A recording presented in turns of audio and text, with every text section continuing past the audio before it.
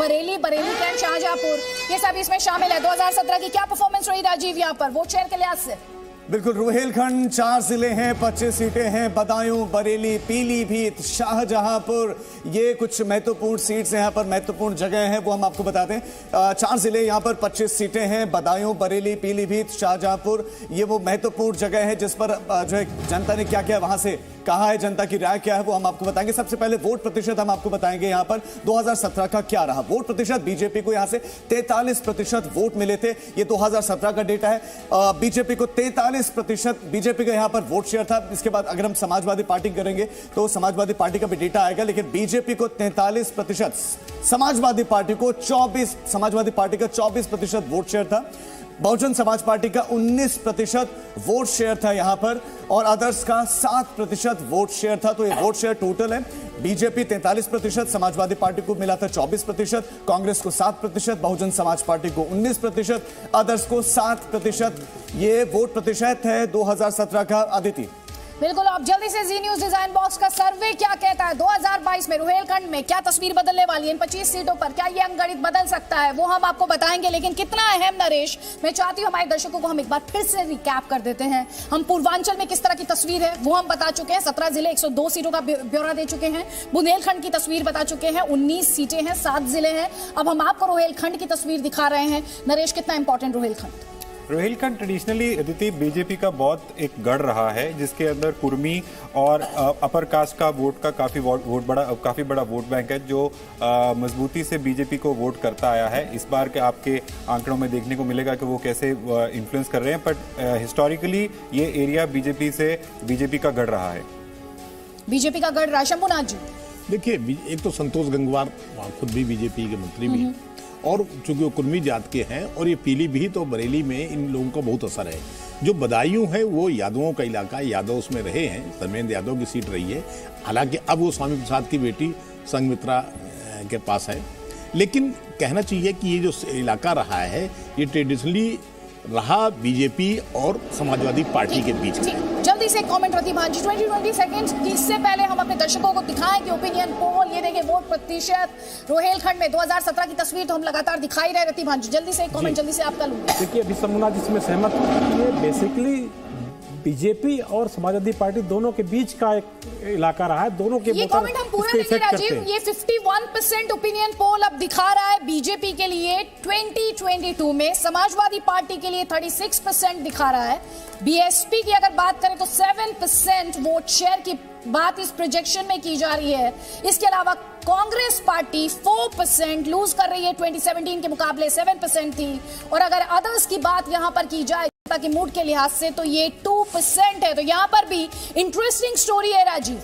2017 BJP 43% से 2022 में 51% gaining, Samajwadi party 24% से 36%, बड़ा जंप।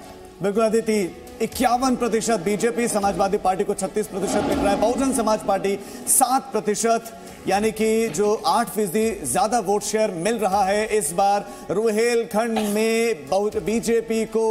तो ये 2017 का और अभी का ओपिनियन पोल का ये अंतर है आपके सामने। नफा 8% का नफा हो रहा है। और देखिए, 2017 में समाजवादी पार्टी को भी फायदा है, समाजवादी पार्टी को 12% का फायदा हो रहा है। नुकसान किसका हो रहा है?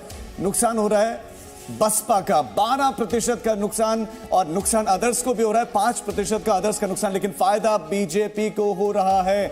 बीजेपी का ये टोटल जो है ग्राफिक्स आपके सामने, बीजेपी को 43 2017 में मिली थी और 51 इस बार मिल सकती है। ये हम अभी वोट प्रतिशत की बात कर रहे हैं, वोट प्रतिशत है, और 8 जो है % ज्यादा इस बार मिल सकता है बीजेपी को। समाजवादी पार्टी को 24 पिछली बार मिला था, इस बार 36%। इसके अलावा रुहेलखंड के लोग मुख्यमंत्री के तौर पर किसको सबसे ज्यादा पसंद कर रहे हैं, वो की डेटा भी आपके सामने रखते हैं। जब हमने पूछा कि मुख्यमंत्री के तौर पर आप किसको पसंद करते, तो स्वतः उन्होंने एक नाम बताया। वो नाम और वो डेटा हम आपके सामने रखने वाले हैं। तो चलिए आपको बता देते हैं कि वोट प्रतिशत क्या था, वो हमने आपको बताया, अंतर भी आपके सामने बताया, और अंतर आपके सामने है। और उसके बाद बताएंगे मुख्यमंत्री जो मुख्यमंत्री के तौर पर किसको पसंद करते हैं। कांग्रेस को 7 और ओपिनियन पोल में कहता है कि कांग्रेस को नुकसान होगा। आदित्य, ये डेटा बिल्कुल बिल्कुल। Samajwadi party gaining 12%, BJP gaining 8%, क्या कहती है तस्वीर? ट्रेंड सेम जो हम पिछले 2 रीजन्स में देखकर आए हैं, ट्रेंड लगभग वो है। कि सपा को गेन हो रहा है, बट सपा का गेन भाजपा का लॉस नहीं दिख रहा है इस पर्टिकुलर एरिया में। अगर हम देखें तो ये जो सपा का गेन है वो फिर वंस अगेन बसपा के कॉस्ट पे है। और अगर आप सीटों का आगे अगला वाला सेक्शन आप देखेंगे तो उसमें भी आपको ये बात साफ होगी कि जो बसपा का लॉस है वो सपा के पास जा रहा है। पर क्योंकि ये क्षेत्र में जैसे पहले बताया कि भाजपा का गढ़ रहा है, तो भाजपा को यहाँ पे नुकसान नहीं हो रहा, भाजपा यहाँ पे और गेन कर रही है। बट सारा कुल मिला के 12% बीएसपी लूज कर रही है, कांग्रेस 3% लूज कर रही है, अदर्स 5% लूज कर रही है। जो बीजेपी 8% गेन कर रही है और 12% एसपी गेन कर रहा है। कौन किसके कॉस्ट पर गेन कर रहा है, शायद ये इंटरेस्टिंग है। जो वोट जब हम नीचे बात कर रहे थे तो हमारे को ये दिख रहा था कि जो बसपा का वोट बैंक है और जो अदर्स का वोट बैंक है, वो दोनों चीजें ये बात समझ चुके हैं कि सरकार दोनों में से फाइट दोनों सपा और भाजपा के में से किसी एक के बीच में के पक्ष में जाने वाली है, इसलिए वो वोट बढ़ता हुआ दिख रहा है। अगर जातीय समीकरण की बात करें तो बसपा का वोट मुझे इक्वली डिवाइड होता हुआ इस टाइप पे दिख रहा है। अब ये बहुत इंटरेस्टिंग इन्फॉर्मेशन राजीव, स्क्रीन पर सीएम के तौर पर यहाँ पर भी योगी आदित्यनाथ पहली पसंद। मुख्यमंत्री योगी आदित्यनाथ को जो है आपने देखा डेटा 47% लोग सबसे ज्यादा पसंद कर रहे हैं मुख्यमंत्री के तौर पर। अखिलेश यादव 37% लोगों ने कहा कि हमें मुख्यमंत्री के तौर पर सबसे ज्यादा पसंद है। 9% लोग कहते हैं मायावती हमें मुख्यमंत्री के तौर पर पसंद है।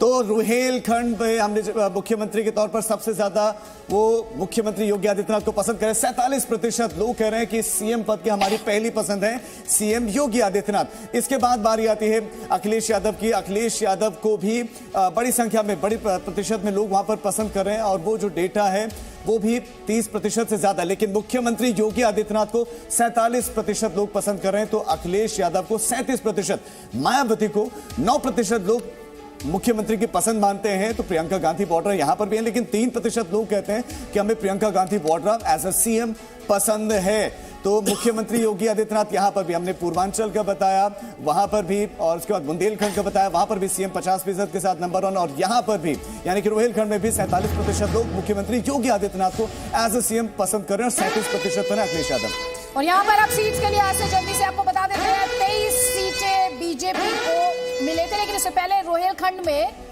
बीजेपी को 19 से 21 सीट्स मिल सकती हैं। 19 से 21 सीट्स मिल सकती हैं बीजेपी को, और समाजवादी पार्टी को यहां पर फायदा हो सकता है, जिससे पहले यहां पर 2 सीट मिले थे। तो ये अपने आप में इंटरेस्टिंग स्टोरी वहां से मिल रही है। बीजेपी और उसके अलायंस को 19 से 21 सीट्स मिल सकती हैं। समाजवादी पार्टी को फायदे की बात यहां पर की जा रही है।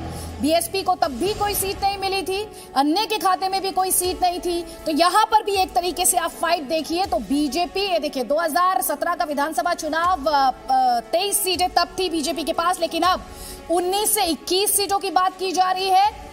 2 सीटों की बात तब समाजवादी पार्टी ने 2 सीट्स निकाली थी, इस बार फायदे की बात की जा रही। तो कुल मिलाकर यहां पर भी फाइट अगर कहें तो वो सिर्फ बीजेपी और समाजवादी पार्टी के बीच ही इस वक्त रोहिलखंड में दिखाई दे रही है। एक बार फिर से दर्शकों को बताइए राजीव, कैसे बीजेपी को 19 to 21 सीट्स मिल रही हैं और समाजवादी पार्टी कैसे गेन करी, बताइए दर्शकों को।